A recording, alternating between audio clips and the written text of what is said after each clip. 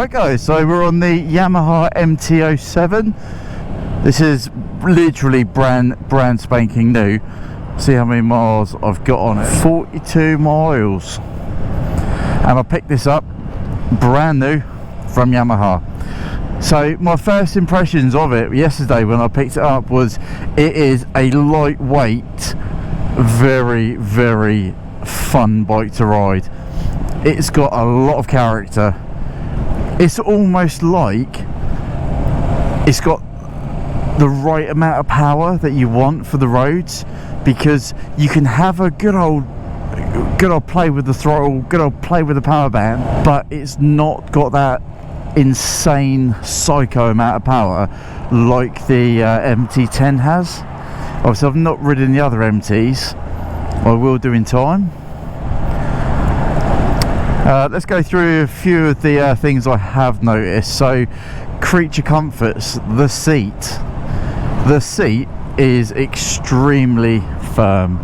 It almost feels like you're just sat on a plank of wood. There's not a lot of like foam support, not a lot of sponginess in the seat. It's extremely firm, but it is not uncomfortable. It's quite it's a weird sensation. It's firm but comfy.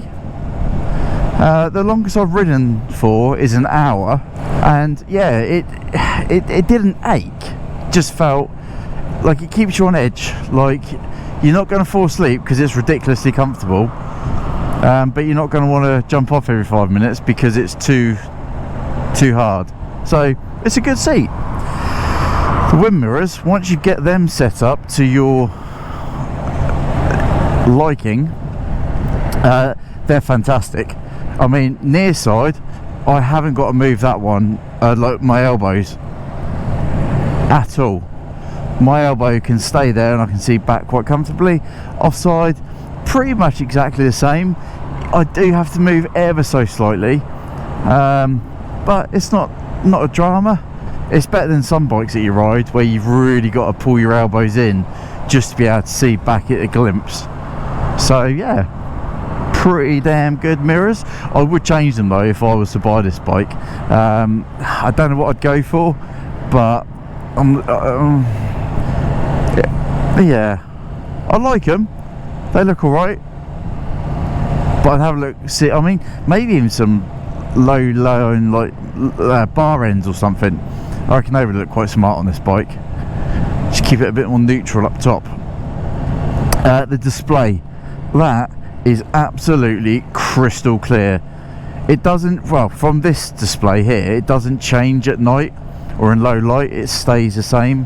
It's got connectivity for your phone. You can change the display settings. The new Yamahas are really stepping it up a level with their displays and what's on them. Like this one, you got your trip at the top, you got your rev counter on the right hand side, your gear indicator, your big old speedo on the left hand side. Now I've got the clock, a temperature, ambient temperature, coolant temperature, 78 degrees, that's what the bike's running, your fuel. So yeah, they're pretty damn good bike displays. I'm quite happy with that. It would be nice if Yamaha put some sort of like cowling like the MT10 had just over the front here. That would make things a lot easier, just to keep the back of this protected a bit, and also where the key is, because the key, I don't know if you can see there, is actually in front of the motorcycle, which is a bit of a weird design. Because if, I mean, this might just be me being like a little bit paranoid, but if you were to be riding in a less desirable area, let's say, maybe like Southampton city centre or some of the suburbs, and you come to a stop, it kind of looks like someone would just be able to walk up to your bike, grab the key out, run away, and you're kind of stuffed. You can't get your bike started. You wouldn't want to leave it because your key's been taken. It just seems a bit of a weird design. I mean, what's wrong, Yamaha, with bunging that right there, straight in the middle, behind the display? You can, I just don't. I'm not overly keen on that. I think that is a bizarre design. But then if you were to have a cowling over the front, that's obviously going to make it a lot better for you, and you won't need to worry about hopefully potentially someone having a way with your key. The seating position on the bike is really, really good. The legs are slightly bent. Well, I say slightly bent, they are bent, but they're not bent in such a way that it kind of wants you to stand up and shake your legs out. It's quite nice. Also, it's a nice low seat height on this bike and the low frame, so putting my feet down when I come to a stop is not a problem at all.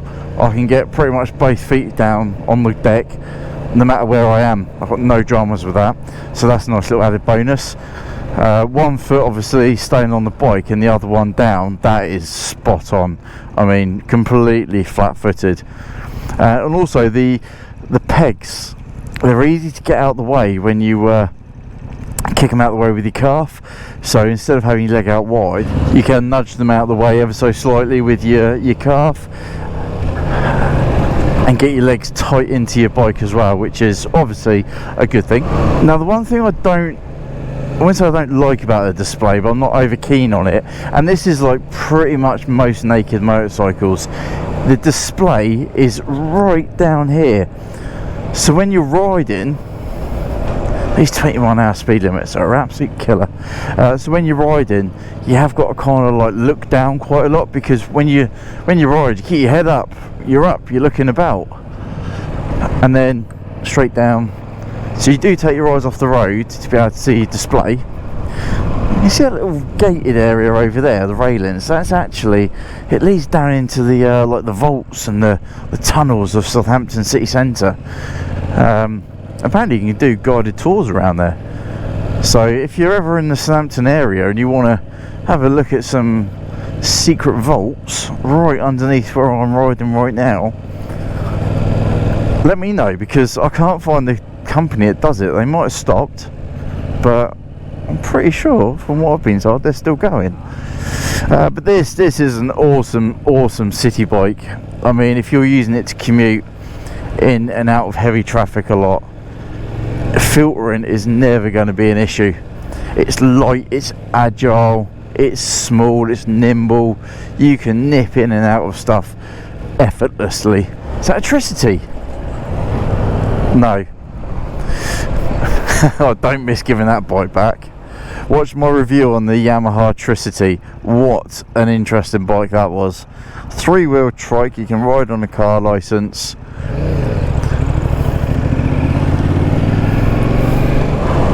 But it's just so agile and nimble, this thing.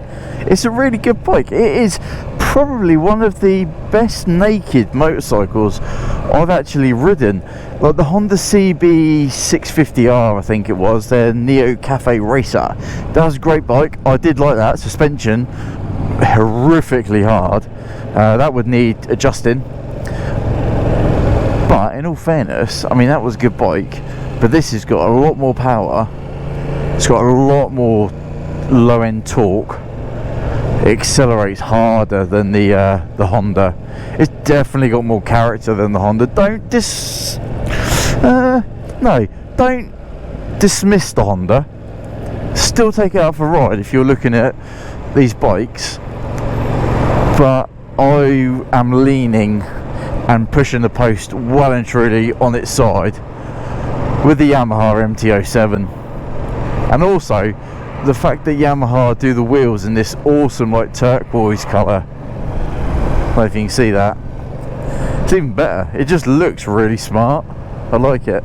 Yeah, I mean, your back is bolt upright. You're not leaning forward. You're not. Yeah, I mean, the riding ergonomics are just on point. I really do like it. I've got no dramas with the way it is designed. Obviously 5'8", 31-inch leg or inseam, and no dramas whatsoever for me. The suspension on this one is very hard. The setup is quite tough. I'd obviously look at trying to get that adjusted, because I wouldn't want to end up breaking my back too much. But I do love the Itchen Bridge where they say you can use a cycle lane. Wow, because that is a lot of traffic. That's a hell of a lot of traffic. I think the bridge needs to advertise a bit more, publicise a bit more, that they want bikes to use the cycle lane. Because, I mean, look at this. I mean, it's not exactly tight, but yeah, awesome bike. Great bit of filtering. That's sitting behind this Focus.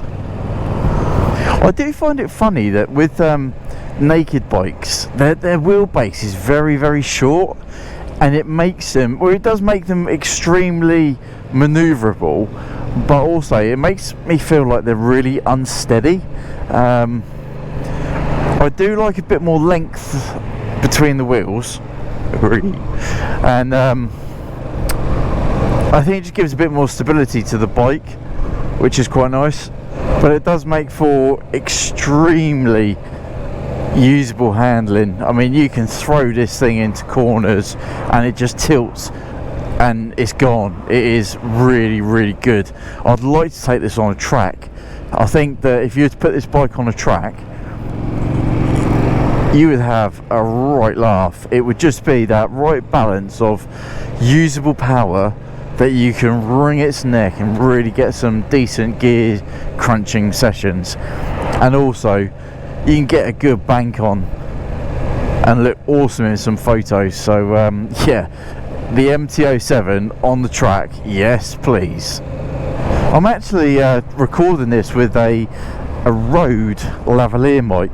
My cheap mic that I've been using pretty much for all my videos, it was just popping too much. Let's give this a little lean in.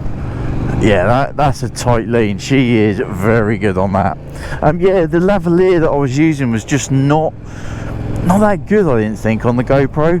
There was a lot of popping. I'm saying that this one's probably popping away as well with the wind coming in.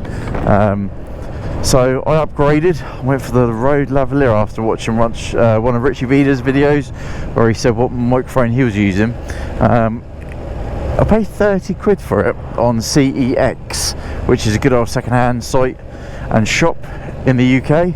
They're about £50–55 brand new from Amazon, and unfortunately for this, we're not going back there today. That'll be in a couple of days' time. Yeah, I'm hoping that this new microphone gives me some quality audio, because at some point this year I'm going to be relying on this every day for a couple of weeks, because we're going on a long European motorcycle tour. There'll be more stuff to bring up about that in another video. I'm gonna definitely let you guys know what we're doing, because I need some of your input. I need some advice, some tips, some places to visit. I might even get a second one of these microphones as well if this one turns out to be quite good, because Holly's going to be vlogging her side of the trip as well. So we need some decent kit. It's always good to invest in decent kit when you come to do YouTube stuff. Otherwise, if you've got poor audio and poor footage, nobody wants to watch it.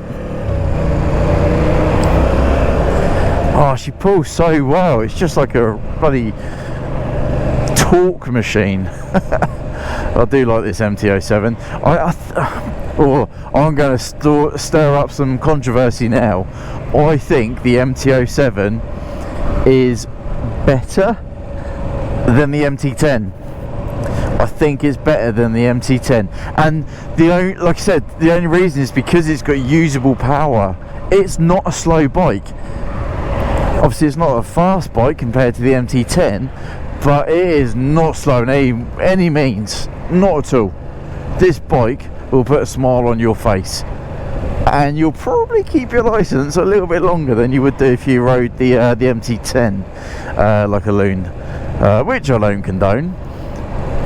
I mean, like I said, even on a track, you wring the neck of an MT10, 1000cc monster, and I don't think there's enough tracks that you're going to be able to get a good high top end speed out of. Whereas the Mt07, you're going to be able to wring its neck and enjoy it. Watch that speedo fly, watch the revs hit the red line in different gears. I think it's going to look really good, or it's going to work really well on tracks. What I'm going to do, let's have a look, because they're shut. Let's turn her off for 2 minutes. Stop that 360. And let's have a... Now that would be quite a good thumbnail. That would be an awesome, awesome thumbnail, wouldn't it? Wonder if I can... Alright, let's get a photo.